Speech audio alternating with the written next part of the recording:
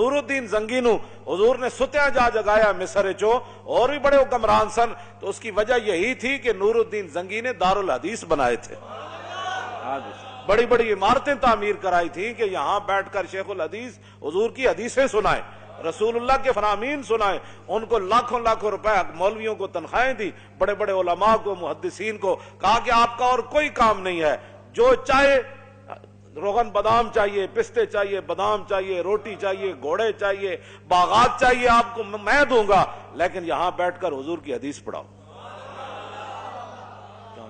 تم نے اہل قرآن کی کیا عزت کی ہے؟ حضور نے تو قرآن ہی کو علم قرار دیا۔ ہاں، حضرت زیاد بن لبید کہتے ہیں نا، حضور نے فرمایا یہ وہ وقت ہے کہ جب علم چلا جائے گا، تو کہتے ہیں میں نے عرض کی حضور کیف یذهب العلم نحن نقرأ القرآن ونقرئ ابناءنا ويقرئ ابناؤنا ابناءهم الى يوم القیامہ، حضور قرآن علم کیسے چلا جائے گا؟ پھر آپ کی امت پر زوال آ جائے گا، ہم آپ سے قرآن پڑھتے ہیں، ہم اپنے بچوں کو پڑھائیں گے، ہمارے بچے اپنے بچوں کو پڑھائیں گے، ان کے بچے پھر اپنے بچوں کو پڑھائیں گے، الی یوم القیامہ، قیامت تک یہ سلسلہ چلے گا، تو علم کیسے چلا جائے گا؟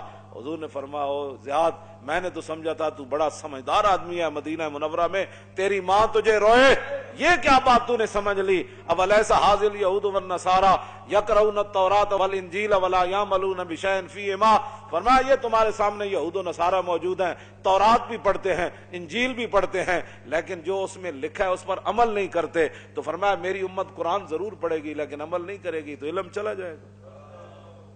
بتاؤ، یہاں تو قرآن دیکھ کر امت کو پڑھنا نہیں آتا، جن کو دیکھ کر قرآن نہیں پڑھنا آتا، ان کو کیا سمجھنا ہے کہ جناب فَبِأَيِّ آلَاءِ رَبِّكُمَا تُكَذِّبَانِ کا کیا معنی ہے؟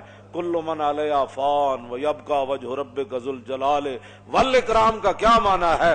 وَلِمَنْ خَافَ مَقَامَ رَبِّهِ جَنَّتَانِ فَبِأَيِّ آلَاءِ رَبِّكُمَا تُكَذِّبَانِ ذَوَاتَا أَفْنَانٍ وَمِن دُونِهِمَا جَنَّتَانِ، ان چیزوں کا ان کو کیا پتہ ہے؟ اذا وقعت الواقعۃ ليس لوقعتها كاذبہ خافضۃ رافعۃ اذا رجت الارض رجا وبست الجبال بسا فكانت هباء منبثا وكنتم ازواجا ثلاثا سبح لله ما في السماوات وما في الارض وهو العزيز الحكيم يا ايها الذين امنوا لم تقولون ما لا تفعلون كبر مقتا عند الله ان تقولوا ما لا تفعلون تبارك الذي بيده الملك وهو على، ان کو کیا پتہ ہے میں کیا پڑھ رہا ہوں؟ ہاں جی، جب آپ نے خود ہی قرآن کے ساتھ ایسے کیا، بال کندھا بیان میں نقطہ توحید تو آ سکتا ہے، تیرے دماغ میں بت خانہ ہو تو کیا کہیے؟ جہاں میں بندہ حر کے مشاہدات ہیں کیا، تیری نگاہ غلامانہ ہو تو کیا کہیے؟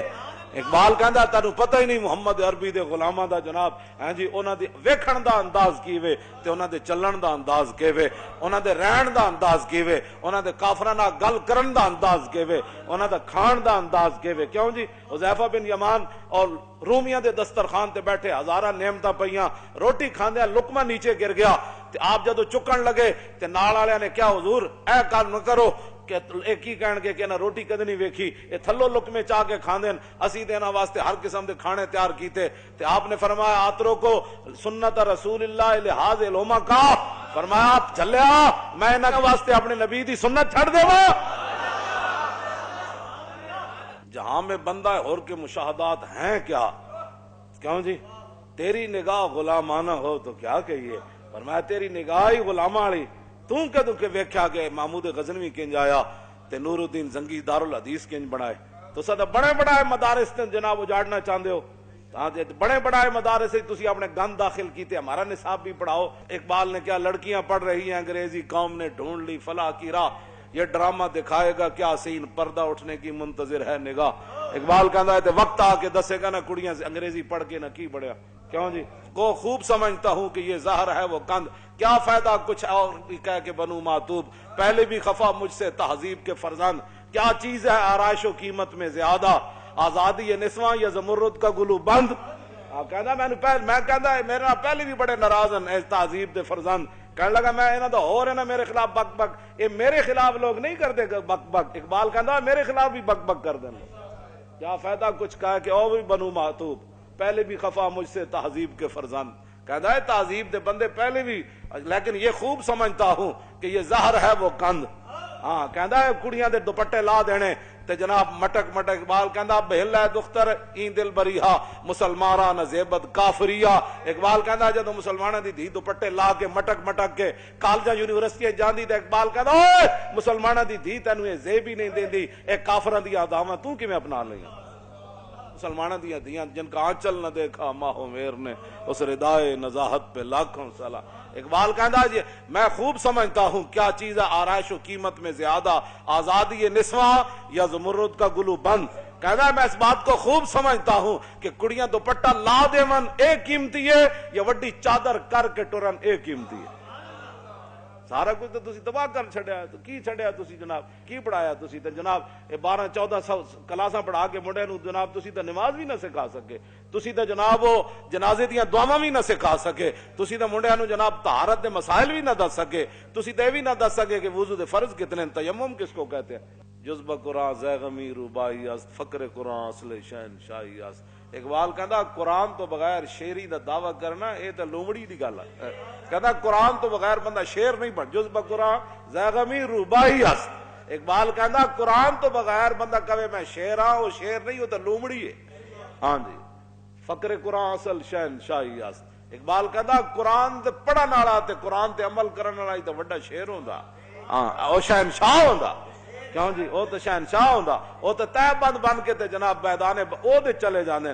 ایک نے بھی نہیں کیا حضور کپڑے تے دیو, انہاں نو تے کفن بھی نہ ملے جڑے قرآن پڑھے ہوئے سن شیر, تے جا کے میدان او دے شہید ہو گئے جناب. انہاں کول تے کپڑے بھی پورے کوئی نہیں سن, تے انہاں تے پیٹ تے پتھر بن کے تے میدان خندق کے چلے گئے. اج جناب گھر سامان نہیں سی لایا, فقر قرآن اصل شہنشاہی است. اقبال کہندا قرآن جڑا پڑھن والا ہی اصل شہنشاہ ہے. اقبال کہے تے صحابہ جے سامان اتارے بھی نہیں سی اپنے گھوڑیاں تو تے خچرا تو تے اٹھاؤ تو تے پھر جبریل آ گیا, انہیں کہا جی چلیے بنو قریظہ دی طرف, فقر قرآن اصل شہنشاہی است. اقبال کہندا اے تے شہنشاہ سن. ایک صحابی نے بھی نہیں کیا حضور روٹی بھی رج کے نہیں کھادی, انہیں کہا جی چلیے, بس اتنی گل ہے جناب. قبر وچ اتنی جگہ ہے, ہسن دے کے رون لے اور دس تینو دتا کس دلاسا ہو, ہسن دے کے رون لے اور دس تینو دتا کس دلاسا ہو. بندے عمر بندے دی ایویں گزری جویں پانی وچ پتاسا ہو, تے سوڑی سامی سٹ گتے سن تے پت نہ سگ سے پاسا ہو, تے صاحب تے تو لیکھا منگسی باہو رتی گھٹ نماشا ہو. اس واسطے اتنی ساری لبنی جا, او بھی قسمت والے نو لبنی, او بھی قسمت والے نے رکھنا ہے انہوں تھلے, ورنہ گور کون تے دھڑل کر کے سٹ دین. پھر قبر جنہ دی جیوے ہو, اور قبر پھر انہاں دی جینی جنہ حضور نال وفا کی تھی. ہاں پھر رسول اللہ نال جنہ وفا کی تھی تے اسی تو انو او راہ لا رہے ہیں. نور الدین زنگی کی بنایا جی دارالحدیث. دوسرا انہاں مدرسے کھولے, بند نہیں کیتے, مدرسے کھولے تے دینی کتاباں چھاپ کے تے مفت تقسیم کیتیاں. چھاپ تے مراد لکھوا, مطلب تسی کہو جی اس ویلے چھاپے خانے کتے ہوندے سن, اس ویلے بڑے بڑے شیر بیٹھ کے سونا سونا خط لکھتے سن. ہاں. تیسری بات, نور الدین زنگی نو ستیا رسول اللہ نے جا کے جگایا, فرمایا اٹھائے میری ناموس کے لیے. کیوں جی ایویں کوئی نہیں کوئی کام کسی دا کردا, کوئی تعلق ہوئے تو کرنا. ہاں کوئی تعلق ہوئے تو کرنا, ایویں نہیں کردا جی فلانا نہیں کردا میں آخر نہیں کردا تو روے اپنی قسمت نو.